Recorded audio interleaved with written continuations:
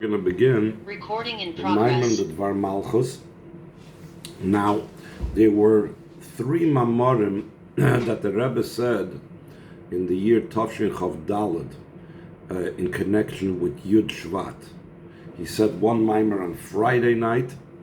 In other words, Yud Shvat was on a Friday. Shabbos was Yud Aleph Shvat. So Friday night, the Rebbe said one Maimer. Shabbos day, he said another Maimer. And then Matzah Shabbos, he said a third Maimer.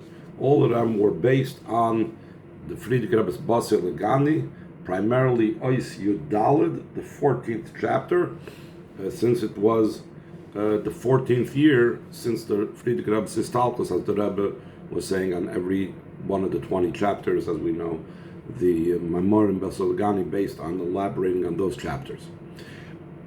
This Maimer that we're going to learn is only part of really the Maimer that was said Shabbos day. The Friday night Maimer at all, we don't have a full copy of. The Shabbos day Maimer, we have like a beginning part of it, but the part where it starts with Basel Legani we don't have. And then following that, we will have a Maimer relating to the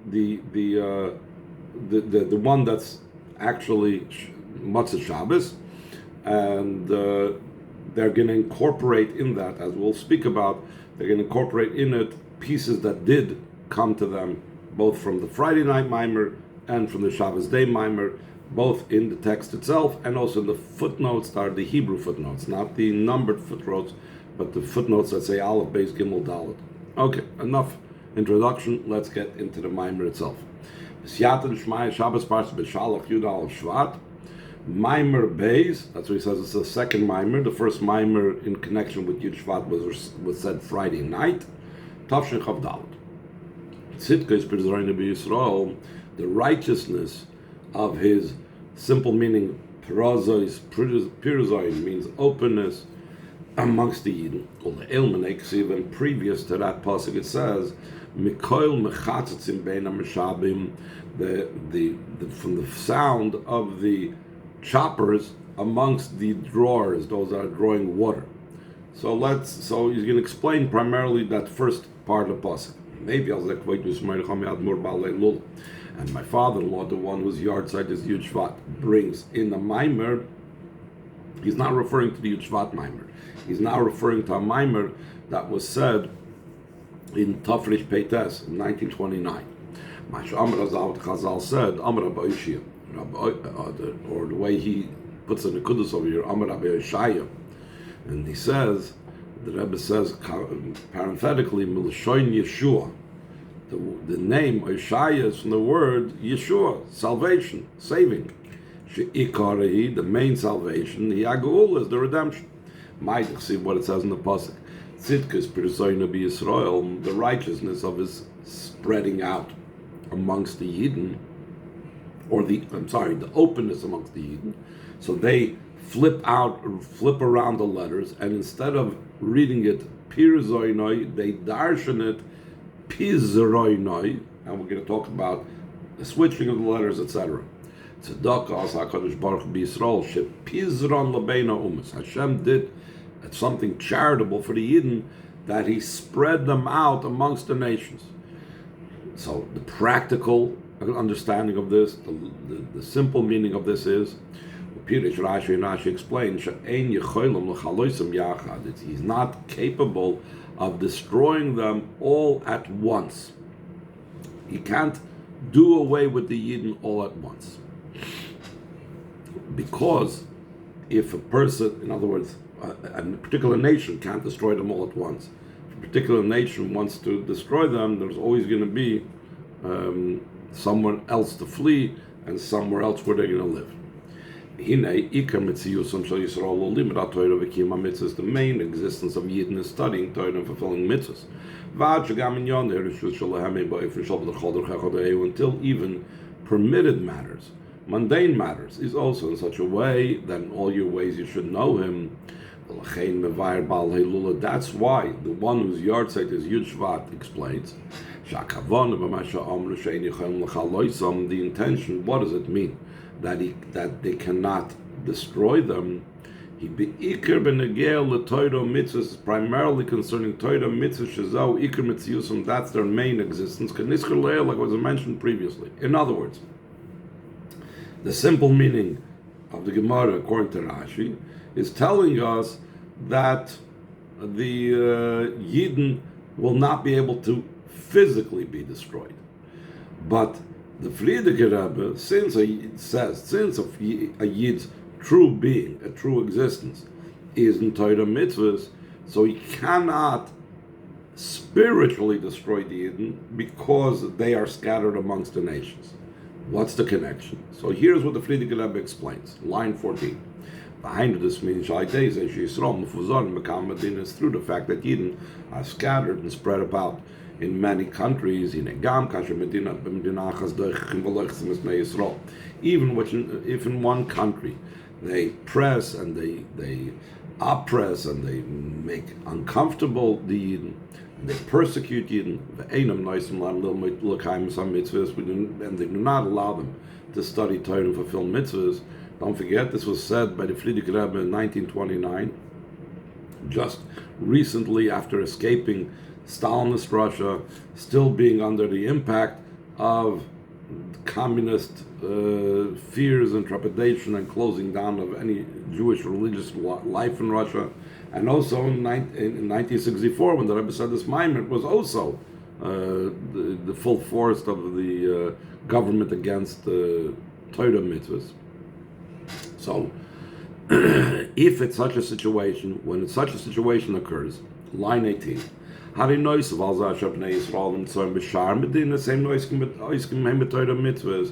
addition to the fact that Yidden that find themselves in other countries are involved in Torah mitzvahs, so just like when it comes to the physical thing, first thing is, if one government Chas Shalom tries to destroy the Yidden, so there's still going to be other Yidden living and surviving physically in other countries. The same thing spiritually.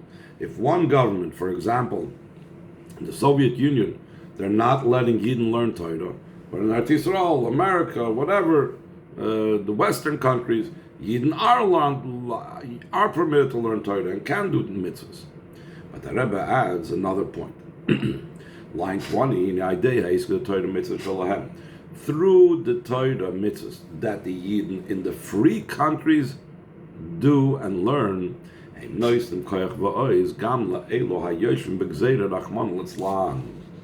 they are also giving power and strength for those that are under the decree, those that are being persecuted,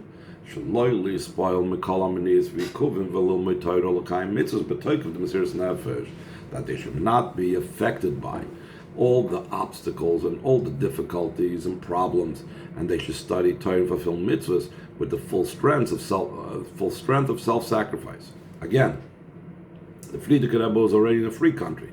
This is 1929.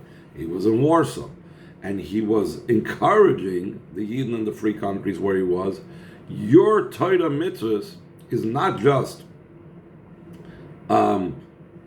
saving the Jewish people because those people that cannot live a life of Torah mitzvahs, you at least are living a life of Torah mitzvahs, but you in the free countries are helping those Yidden in the not free countries be able to withstand their tests, that they will be able to have the self-sacrifice necessary to be able to learn Torah and do mitzvahs, even though they're being persecuted.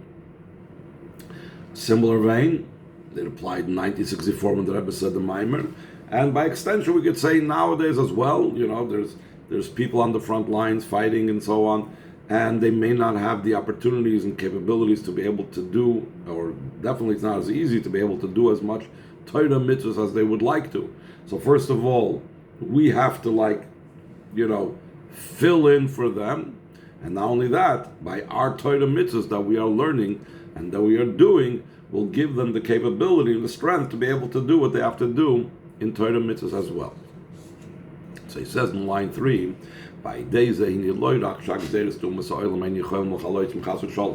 through this, not only the decrees of the nations of the world cannot, heaven forbid, destroy them, that because of their Yidden's self-sacrifice for Torah learning and doing mitzvahs, Al Yisayim is even more so, Shakiyam HaTorah Mitzvah Shalahem Ubiyasar, to say is that their fulfillment of Torah mitzvahs is so much more powerful.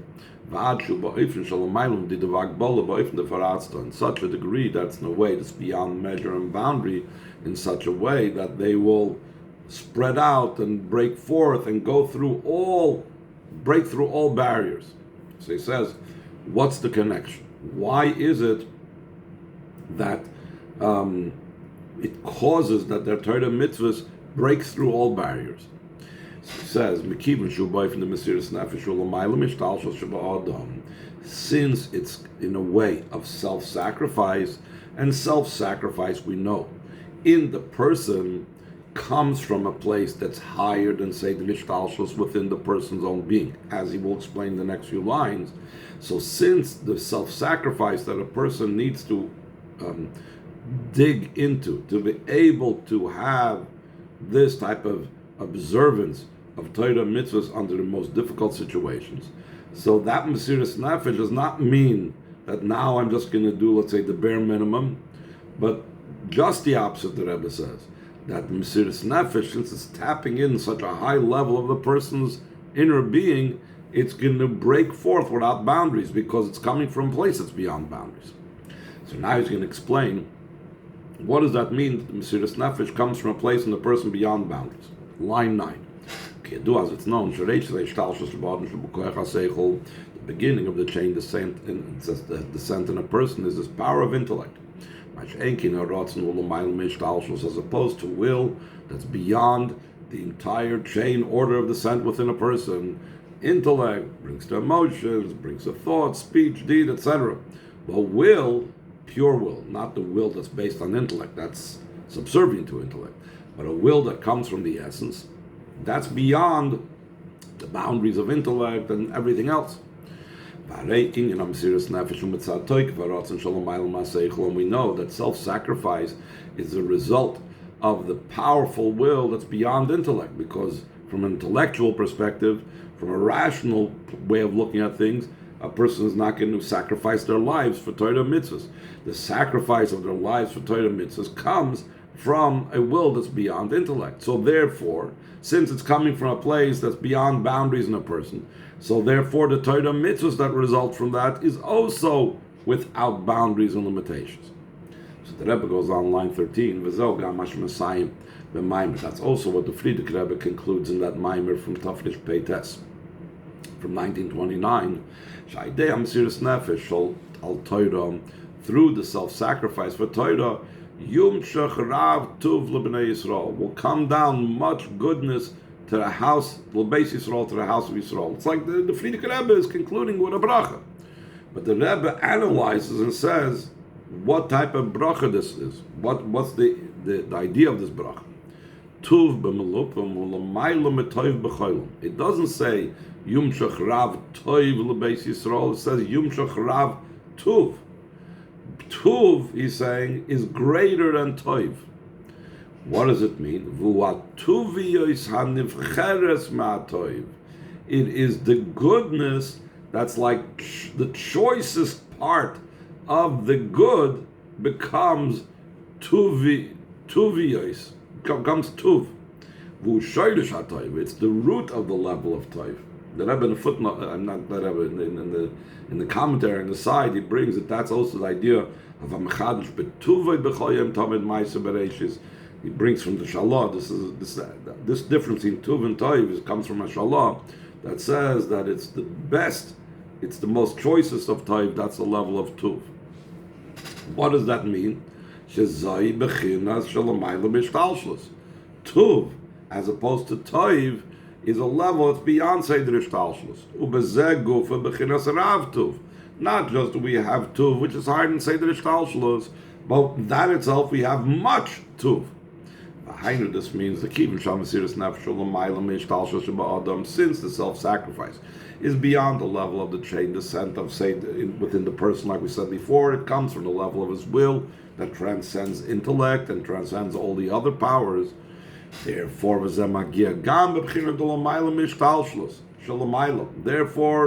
Above, it touches and reaches a level that's beyond the chain descent of above. Therefore, I gave Mesiras Nefesh al Torah. Through the self-sacrifice for Torah, Yum Shecharav Tov L'Beis Yisrael comes down much good for the house of Yisrael. The Mat Masarat Fachim below 10 handbreadths B'Torah Vanigla Beruchnis V'Gashmias, in the revealed good and the seen good, the visible good, both spiritual good and physical good. Holding on his base, bottom of the second page of the Maimer, page Vav. This is also what it says. The tzedakah, the charitableness of Pirzoinoi B'Yisrael. And we explain it's supposed to be understood as Pizroinoi, with a Zayin before the Reish, not the Reish before the Zayin. So this is a Chazal.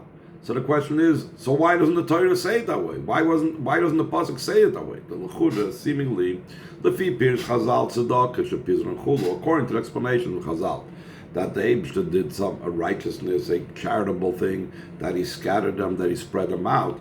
He should have said the righteousness of their being spread out. Why does he say Tzidkas Pirzoinoi with the Reish before the Zayin? So like I translated the word Pirzoinoi in the beginning, that the word Pirzoinoi is from the word Prozos. It's open.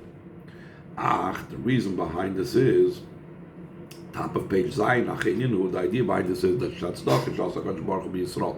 This charitableness that Hashem did in the Yidin, Aidesha Pizron Chul, through spreading them out, Pizroinoi, who are inyan the Pirzoinoi. It's the idea of Pirzoinoi, the openness. Why? Based on what we just now explained. What did we say that Mesiras Nefesh does when a person does avodah with self-sacrifice? Since it touches a level that's beyond limitations, so therefore the avodah is without constraints, without limitations. That's what Pirzoinoi means. It's open. There's no boundaries. There are no barriers for it. Hainu, this means avodah Mesiras Nefesh al Mailam, the avoid of self-sacrifice that's beyond measure and boundary. Through that comes down also from above the level of the much goodness that's beyond measure and boundary. Similar to what it says concerning Mashiach's times. Yerushalayim will be an open city. In other words, instead of it being contained by walls, it will be open. In the simple sense, it means that it won't have to be fearful of enemies attacking it, which is the reason why you build a wall around the city to protect it from attackers.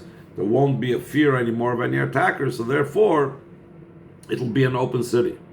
But Rashi gives an interesting addition to this. Rashi explains on this pasuk,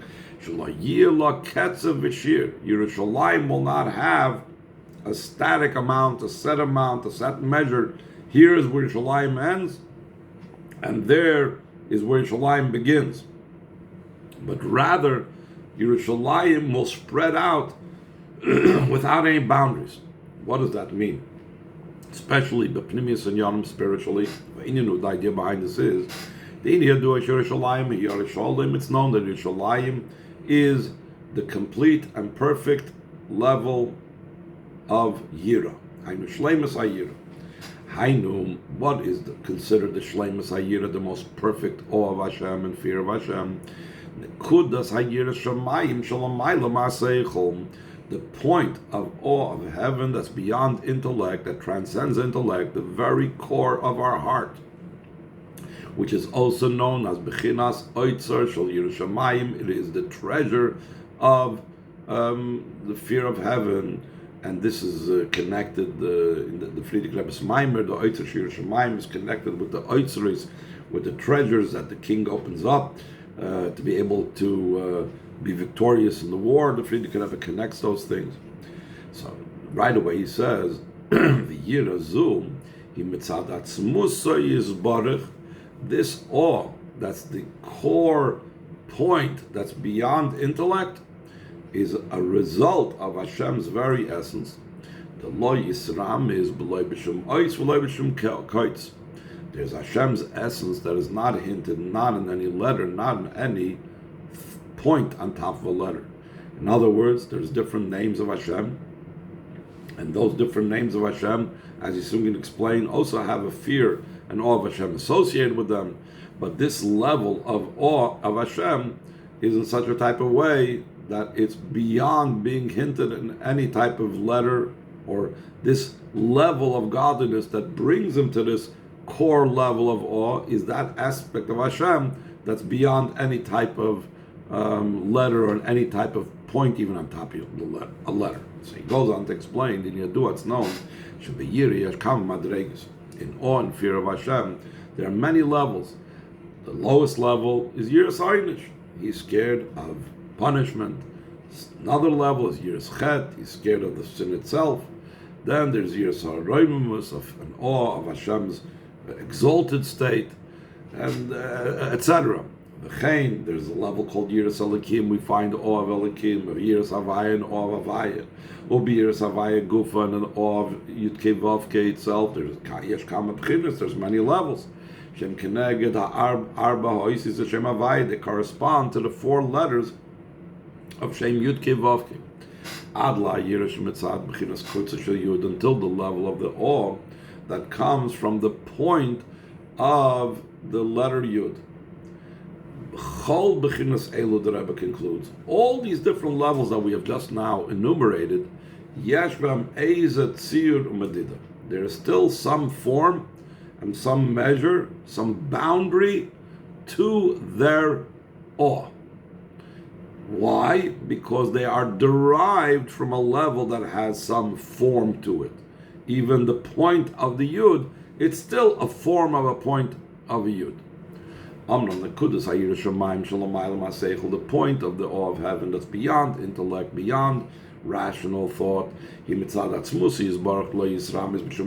from the result of Hashem's very essence that's not hinted in any type of point on top of a letter. And the revelation of this level is specifically comes about through the opponent, which is also a theme in the Basel Lagani Maimer of the Friedrich Rebbe, that specifically the midah of nitzachon, the midah of perseverance and victory, comes out when there's someone challenging. The Chazal say, "V'haneitzach zu binyan Yerushalayim." The Chazal say on the pasuk, we say every day in davening, so the Chazal say what manifests, what's Hashem's Gedula, what's His Gevura, and so on. And the word V'haneitzach, they say that's going on Binyan Yerushalayim. What's the connection? So, based on what we just now identified, Yerushalayim is Yerushalayim, the ultimate level of Yira, the Nekuda of Yerushalayim in the heart that's beyond intellect. So, Dafke Kasher Yesh Menis V'Kuvim Al Torah Mitzvahs. Only when there's things are preventing and obstacles for Torah mitzvahs. So then it's awakened the powerfulness of the self-sacrifices beyond intellect, the treasure of fear of heaven. That's why it says the righteousness of his openness, and not the righteousness or the charitableness of his scattering, because the main thing is that this brings to this unfettered, unlimited level. Key, top of page Ches. This charitableness that Hashem did by scattering the Yidden amongst the nations who are inyan the pirzoinoi shalamaylam imedidav agbola. It's the idea of this, the openness and it's beyond measure and boundary. Bechinas prozis teisha Yerushalayim, a level where Yerushalayim will sit open. Through the obstacles and blockages, that's in the time of exile. Then there's the idea that he literally spread them out amongst the nations. Why did he have to spread them out around among the nations. For the sake of doing the avoid of refining and elevating the sparks. That's because the refinement of the sparks at present cannot be done the way it was done in Shlomo HaMelech. Because in Shlomo HaMelech's times, then the sparks automatically were like drawn to Shlomo HaMelech, like a candle is drawn to a big flame, to a big torch. So therefore, Shlomo HaMelech didn't have to go anywhere, and neither did the Yidden have to go anywhere. But Goyim brought him presents and so on. They brought the sparks to him. As opposed to the time of exile, you didn't have to go to places that over there the sparks are located, and where they are in those places in that the sparks are located, they need to go ahead and refine them in their places. And therefore, since they have, but this is like a side point, the main thing is because of their Mesiras Nefesh, so since they have Mesiras Nefesh during this time of Golus, through this specifically is awakened and revealed the level of Yerushalayim, which is Yerushalayim, this Nekuda, this point of the Oitzer of Yerushalayim, of the treasure of heaven. This treasure of awe of heaven that's in every single Yid. It's at Etzman Neshama Shalom as a result of the essence of the Neshama that's beyond measure and boundary. By days in Nimshach Gamel Mailon Chinosei Tzari Atoiv Shalom Mailon Mishtalshlos, through the Yid's Mesiras Nefesh down here, through their essence becoming revealed, which is beyond their Seder Ishtalshlos, through that comes down his good treasure of above, Hashem's good treasure of above, that's also beyond the Ishtalshlos, like it says in the Pasuk, Gift Chavai L'chos Tzari Atoiv, that Havai should open up to you his good treasure, that should come down the much goodness to the Beis Yisrael. So now the Rebbe is going to connect this to the famous thing with the Frierdiker Rebbe's Maimer. Ois Gimel, the idea behind this is, like it's explained in the Maimer of the Frierdiker Rebbe of Basel Legani, like we see with a king of flesh and blood. He has precious treasures. He does not use these treasures even for the greatest need. Till they're concealed from anybody's sight. Not only doesn't he use it, nobody can see it.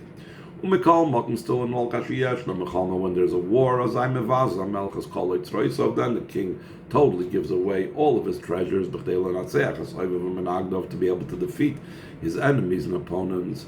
And the example of this above, what's considered the supernal treasure above, it's a level, it's beyond light and revelation. That's why it's called a concealed treasure. It's beyond light, beyond revelation. Beyond revelation. In a similar vein, it's also to be found in the Neshama.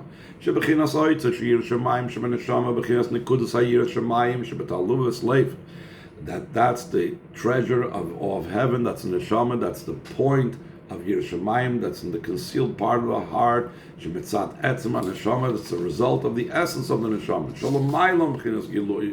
That's beyond the levels of revelation, top of page 10. This means the beginnas nekudas Yerushalayim not only is the point of Yerushalayim higher than intellect, the beginning of the internalized soul powers, those powers that are internally in the person, like intellect and emotions, etc. The neshama, it is higher even than the general levels of revelation of the neshama. It's not just higher than the Kachas Pnimiyim, also it's higher than the transcendent powers of the soul, not just Chaya, but also the transcendent power of Yechida. And as tomorrow we'll speak about what does it mean that it's even higher than Yechida, how can something be higher than Yechida, etc.